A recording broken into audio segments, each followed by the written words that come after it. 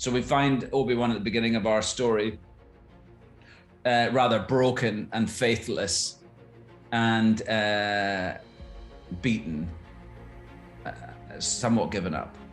Well, he's different because of what's happened at the end of episode 3 with the Jedi, with Order 66 and the Jedi Order being slaughtered and everyone who survived going into hiding after dealing with his personal failure with Anakin, that he feels that the responsibility that he allowed Anakin to be tempted into over to the dark side, and that he wasn't able to stop that, and that his teaching wasn't strong enough to be able to protect Anakin from that. I think weighs obviously very heavily on him.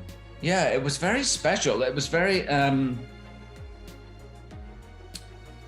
odd. It's odd to come back to something after such a long period of time. We made the last film in 2003, and I guess it was early last year. I went down to do some casting, and they wanted to do screen tests with some young actors. We were on the Mandalorian set, I think. It was a weekend, and they were not shooting, so we'd used a bit of their set, and it was their, I think, mainly the Mandalorian crew. But I walked out, I went into my dressing room, and there was some random Jedi stuff, not stuff that I'd worn in the other films, but just based on, or some Jedi type clothing. And I put it on, and it just felt it felt great. It felt important, and it felt special, and I was happy. But it wasn't really till I walked out onto the stage, and someone said, "Okay, ready," and I've got my line. Obviously I've got my role, but the young actors I'm reading with maybe don't have their role. So I've got my page. I'm just making sure I know my lines, because I don't want to screw up my lines for their screen test, their camera test. And I was walking out, and I sort of looked up, and I was aware suddenly of the crew, who are the Mandalorian crew, but looking at me coming in Obi-Wan's costume, and I could feel like that sort of excitement running through. It was exciting. It was cool to see Hayden back in the role of Anakin. Well, it was sort of spine-tingling. It was amazing. But it was just amazing to see Hayden, full stop. I mean, I'm so close with him. We've stayed in touch over the years, but we haven't seen each other for a long time.